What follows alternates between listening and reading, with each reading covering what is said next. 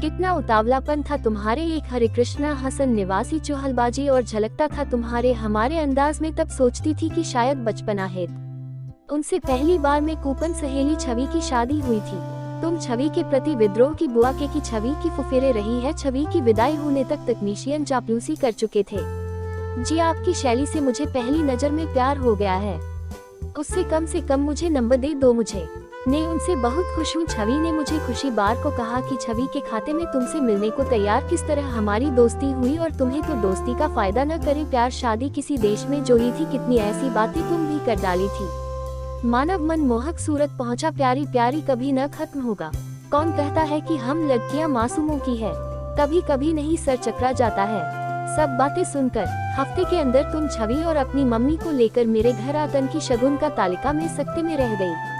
Mummy papa घर बैठे बिठाए इतना अच्छा रिश्ता कैसे चुका है। छवि लेकर आई ये मिश्रा को सब अच्छा ही होगा। यह सोचकर थोड़ी बहुत पूछताछ करके उन्होंने मुझसे हम कहलवा दिया मानो अभी भी अपने ख्वाबों की दुनिया में विचरण कर रही थी। आखिर इनकार भी किस वजह से करती तो सुदर्शन उच्च शिक्षित अच्छी कंपनी में कार्यरत व्यवहार कुशल लड़के से। अब मेरी भी ग्रेजुएशन की पढ़ाई पूरी हो चुकी थी। अपनी लच्छेदार बातों से तो कभी से थी। उसी दिन झपट रोके की रस्म अदा भी हो गए। 3 दिन वक्त सहाय होगी ऑफिस। 1 हफ्ते बाद शादी भी हो। मंगनी पट ब्याह वाली कहावत का असली मतलब मुझे आज समझ नहीं आया। चाहे जयमाला पहनाने का कार्यक्रम हो रहा हो या फिर का तुम हर वक्त जल्दबाजी अच्छी गेंदबाजी कर रहे थे का अजीब लगा मुझे। पर तुम्हारा मेरे प्रति अगाध प्रेम समझ मिश्रण से मुस्कुरा दी थी। अनायास तुमने मुझे चिकोटी काटने और शराब से आंख मार्गो सबके समक्ष वहाँ या प्रेम प्रदर्शन अब मुझे गुदगुदाने की बजाय शर्मिंदगी दे रहा था। पर मैं चुप रही ये सोचकर कि अभी नया कुमार है। वक्त के साथ सब ठीक हो जाएगा। मैंने छवि से इस बारे में जिक्र किया तो उसने भी यही सब कहकर संतावना दी। विरुद्ध बजट में बहुत प्यार करते हैं। इन छोटी छोटी बातों पर ध्यान न दे। अब तो की नहीं देवरानी बनकर आ रही है। मैं बहुत खुश हूँ कि शादी के बाद भी मिलते रहेंगे। शादी के बाद से ही है बिछड़ी जाएगी।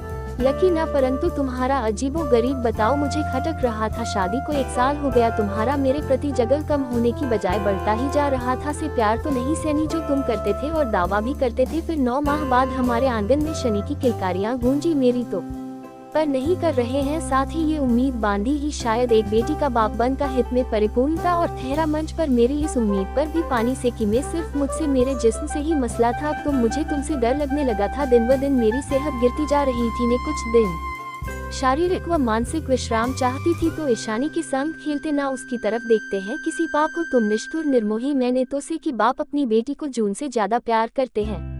तुम न जाने किस मिट्टी के बने थे। वो रोटी तो तुम चढ़ जाते थे उसे माह के बड़े कद से। जब तक तुम घर में रहते तुम्हें मेरे जिस किसी ने कुछ न किसी प्यार है इस तुम्हारा। मुझे तो घुटन होने लगी थी। अब तुम ही मौजूद किसी श्रेणी के सामने भी तो उल्टी सीधी हरकतें करने से बाज नहीं आते। तो अब मैं थोड़ा सख्त रवैया अपनाने लगी थी। विनोद बिहेवियर कुछ तो लिहाज करो। अरे बच्ची के सामने जो कायदे से रहा हूँ क्या असर पड़ेगा। बच्ची को क्या जाने ये सब हो। तो यही संदेह है कि उसके पापा उसकी मम्मी को कितना प्यार। कभी कभी मुझे खुद पर गुस्सा आता कि विनोद मैंने तुमसे शादी करने में जल्दबाजी क्यों गांधी। अब मुझे चिढ़ होने लगी थी तुम्हारे ऐसे बेपरवाह और आम मर्यादित व्यवहार से। तंग आकर एक दिन में छवि के घर तुम्हारी शिकायत करने पहुँचे। मैंने उसे अपने दिल का हाल बताया। वो भी चिंतित हो गए। मुझे रिपोर्ट से हिस्सा बताया तो वो ने कहा कि विनोद से बात करेगा उसे समझाएगा। तो मेरी शिकायत लेकर गई थी छवि भाभी और विभूति पास में। पता है मुझे कितना जलील होना पड़ा उन लोगों के सामने। सिर्फ तुम्हारी वजह से मेरा प्यार करना कहीं छिछोरापन। किसी तो शादी की है औरत किसी बने होते हैं पति को संतुष्ट रखने के लिए है। उसकी जरूरत पूरी करने के लिए ही पत्नी हो। तो मेरी पूरा हक है तुम्हारे शरीर पर। तुम चाहे या न चाहे मिला जब जहाँ जैसे मन करेगा तो वे उसी वक्त मेरी इच्छा पूरी की नहीं समझती हूँ। और हाँ आज के बाद किसी से भी इसके बारे में जिक्र किया को देख लेना। मुझसे बुरा कोई नहीं होगा। आते ही तुम मुझ पर भड़क उठे थे। ये सब सुनकर सकते में आ गई। शिथिल बनने ही बजाय और बिगड़ गई। अब तुम और ज्यादा मनमानी करने लगे। तुम्हें मेरे शरीर के सिवाय कुछ दिखता ही नहीं था। हवस का राक्षस ऐसा सवार ही रहा था कि मेरे अंदर की श्री धीरे धीरे दम तो है। पर तुम बेखबर थे। तुम मेरे दिल तक पहुँचे ही थे। जो मेरी पीड़ा समझ में विरोध करते थे। तुम बलात्कारियों की तरह पेश है। एक दिन मैंने जॉब करने की बात तुम्हारे सामने रखी। उखड़ गए किस बात की कमी हित में नौकरी करने में बाहर जाकर तफरी करनी होगी। और क्या पढ़े लिखे व्यक्ति के मुंह से ऐसी ओछी बातें सुनकर अवाक रह गए।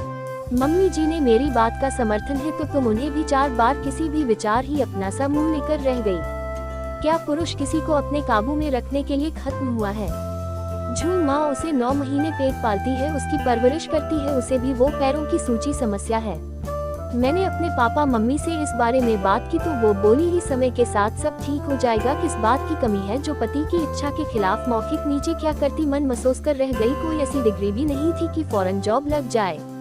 सब वक्त और पर वाले पर दिन शनि को मैं मम्मी जी के पास वही कम से कम हो। तुमने यूनिनागरी पुनः दिखे, उसके बाल स्वरूप कोमल, मन में पुरुष जाति के प्रति नफरत, सूनापन थे। उस दिन मम्मी जी ने अपने बेटे का अनोखा ही रूप देखा था। उन्हें वो सब सुना जो तुम छवि के यहाँ से आने के बाद ही से कह रही है। उस वक्त चुप रही, हमारे जाने के बाद में है। मेरे पास आकर वो कहने लगी, तुम चिंता मत कर बेटा, मैं अपने एक डॉक्टर मित्र पूजा मनोचिकित्सक है। यदि मुझे इसके अजीब व्यवहार के बारे में पता होता तो मैं इसका लाश पहले ही शर्मा में थी, या फिर अभी की शादी ही न। का उतावलापन, बचपना उसने हमेशा से रहा नहीं गया, किसका प्रमाण भी उस में एक ही रही सुस्ती। कभी जाना ही नहीं कि इससे अति उतावलापन का ऐसा रूप भी सामने आएगा। मम्मी जी की प्यार भरी बातें सुनकर मन को थोड़ी तसल्ली है। मानचित्र में मनोचिकित्सक डॉक्टर रेखा से निकली, कहा कि तुमने मुझे घूर कर देखा तो लगा कि मैं हिस्से से तुम्हारी शिकायत की है, और तो गुस्से में मुझे उल्टा सीधा ऑफिस क्लिनिकल है। तब मैं और डॉक्टर से मिलने ये सारी बातें विस्तार से समझाया। सब सुनकर उन्होंने कहा, विनोद को हाइपोसेक्सुअल तो डिसऑर्डर है।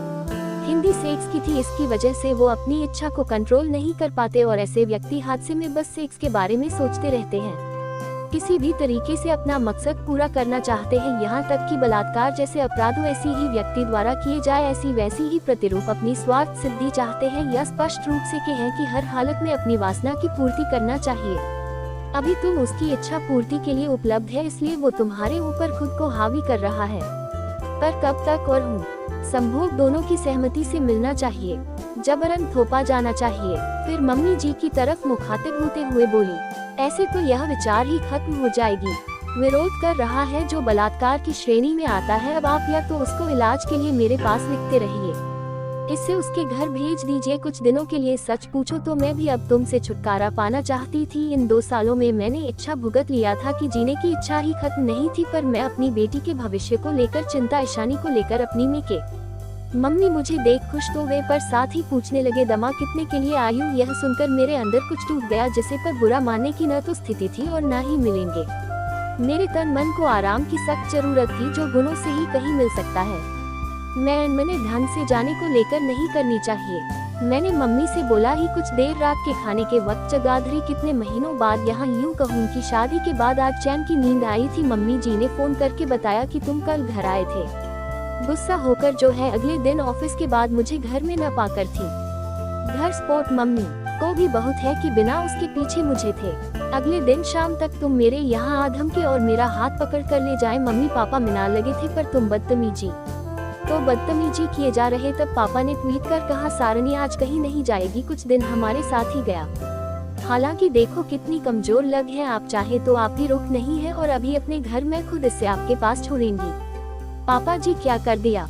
इसी रूप में ही क्यों बोला? मैंने मन ही मन में कहा। मैं तुम्हें अनदेखा कर मम्मी के पास सोने चले गए। मम्मी के पास चैन की नींद सो ही रही थी। अचानक मुझे लगा कि कोई मुझे जगा रहा है। आंखें खुली तो देखा तुम थी। तुमने मेरे ऊपर हाथ से और तुम मुझे अपने साथ ले जाने होली। तुम्हारे हटे कट्टे वजूद के आगे हथियार डाल दिए। रात निजी बहुत है, तुम सुबह सबके जाने से पहले चाहिए। मम्मी सुबह मुझे उठाने, जमीनी हालत देखकर उनकी रूह कांपती। मम्मी का प्यार भरा स्पर्श पाकर मैं बेतहाशा बेटे रुचिर उसे सब बातें बताई। मंगल सत्य में आ गई हुए बोली, मुझे माफ कर, मुझे नहीं पता है ऐसा वृंदा है जो अपनी पत्नी के साथ ऐसा सलूक करे। इसके साथ रहना खतरे से खाली नहीं। शालीन बड़ी नहीं, इससे इस बात का क्या असर मैं अभी तुम्हारे साथ करके बनाती है। फिर वही ने सारी बात है। मम्मी पापा ने उनसे बात की तो मम्मी जिया है। उन्होंने उसी तरह विरुद्ध फोन करके अन्य पापा ने पुलिस को भी सिंगा की मम्मी जी तुम मेरे साथ दुर्व्यवहार दुराचार के बारे में पूछा कि तुम मुझे अगले हिस्से से, लेकिन अभी भी तुम्हारी आंखों में नींद ही नहीं कि तुम बीच बने खड़े मुझे घूर रहे हैं। जिनका तो इंसान है किस्सा कोई अपनी पत्नी के साथ। ईशा का ही क्या क्या हालत बना लिए हैं कि पति पत्नी के आपस का मामला है। आप लोग इससे दूर ही रहे, साथ ही तो कुछ बोल नहीं रही और आप लोग खामखा वकील बने फिर रहे हैं।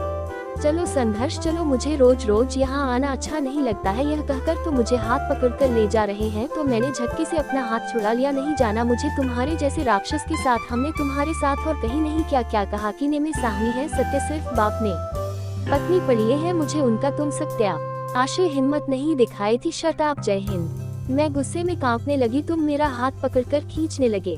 पापा ने बीच बचाव किया तो तुमने उन्हें धक्का दे दिया। मम्मी ने जोर का चांटा मारा, तब तक लिख दिया। पुलिस ने गिरफ्तार करके ले गए। मैं तुम्हें पुलिस की जीप पर जाते हुए देखती रहेगी। अच्छाई तक उसने प्लेस में हथकड़ी पहले पुलिस के साथ जाते नहीं देखा, वरना उसके कोमल दिल को बहुत ठेस है। वैसे भी तुम कौन सा उसके साथ समय बिताते थे, जैसे पिता अपने बच्चों के साथ हंसता खेलता है, करते हैं उसकी फरमाइश पूरी करता है।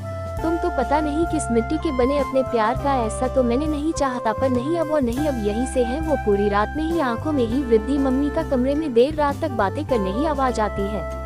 ने माँ से मिशन बेफिक्र होकर मेरे पल्लू में सोला। दुनिया की परेशानी से देखा वो बचपन कितना भोला और से सहना। काश हम बड़े भी ऐसे ही निश्चल और से होते। लिखा कि कुछ ठोस निर्णय लेना चाहिए, जैसे दिमाग ने काम करना बंद कर दिया था। इसी उद्वेग में मुझे सुबह के वक्त नहीं आई। मैं हड़बड़ा कर उठी। टाइम देखा, सुबह के 10 बज रहे थे। अरे मैं इसे लेकर सुधरे। शनि को स्कूल भेजने में देर हो गई। परीक्षण ये कहा। मम्मी चाय लेकर आई और कहा कि मैंने शनि को तैयार कर लीजिए। मम्मी ने मेरा हाथ अपने हाथ में लेते हुए कहा, बेटा क्या सोचा है तू? निजी जिंदगी जेवर है। मेरा मतलब है क्या कि आखिर पूरी जिंदगी काट रहे हैं हम, सिर्फ साथ हैं। कब तक हमारे बाद? तेरा निशानी तक क्या है? मम्मी की गोद में सिर रख कर लिखते हैं। मम्मी मैं क्या करूं? मुझे कुछ समझ पर था तो तय है कि मैं उस राक्षस के पास वापस नहीं जाना चाहे, जो कि अच्छी तरह से सोच ले। क्या पता लोग व्यवहार में परिवर्तन आ जाए। विरोध का दिमागी इलाज चल रहा है। जे से बगैर 3 साल की सजा हुई है उसे। मम्मी मुझे इसके बारे में न कुछ सुनना है और न ही आज के बाद आपको उसका नाम नहीं ले रही या शनि के सामने। और हम, मैंने सोच लिया, ने अपनी आगे की पढ़ाई पूरी करेगी और साथ ही नौकरी भी देखूंगी। परेशानी को स्कूल से लेकर आगे अपनी नई पार्टी का समर्थन किया तो दिल को बड़ी राहत मिली। मैंने ठान लिया था अब मैं ऐसे व्यक्ति के साथ नहीं दे सके और न ही ऐसे व्यक्ति की वजह से अपनी बेटी की जिंदगी को बर्बाद कर से। अपनी खुद की पहचान है।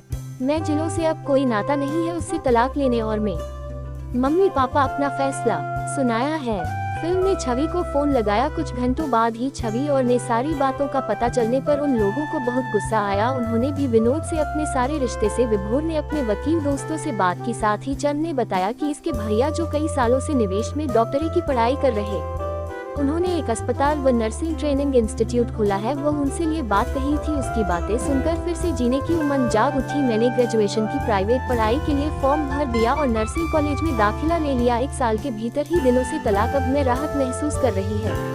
वो अभी भी जिन्हें ही था। मम्मी जी से कभी कभार फोन पर बातचीत हो जाती थी। विरोध की गलती के लिए उनको क्या कसूरवार? उन्हें तो हर कदम पर नहीं रही साथ दिया था। वो इशारे से मिलने लिए कभी कभी घर आ जाया करती थी। मम्मी को दिल की बीमारी की शिकायत कभी कभी भी जाते हैं जानने लिए परेशान करती थी। मैं दिन में श्रेणी की और आत्मिक कॉलेज की पढ़ाई करती थी।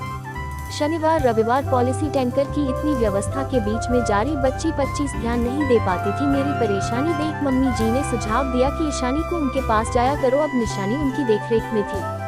देखते ही देखते 3 साल का बीच के पता ही नहीं चला। विनोद जेल से रिहा होकर घर आ गया। मैंने अब ईशानी को मम्मी जी के पास भेजना बंद कर दिया। नहीं चाहती थी कि विनोद की परछाई भी नहीं बची पर पड़े। 4 साल बाद हमने दिल की बीमारी से हार गई। पापा मम्मी के गम में गुमसुम, उदास और दुर्बल हो गई थी। मैं सीनियर नर्स बन चुकी थी। जी छवि के भाई व अस्पताल के मालिक बहुत अच्छे इंसान थे। सिंगल मदर की परेशानियां समझते हुए मुझ पर रियायत कर देते थे। काम के घंटों को लेकर सब ठीक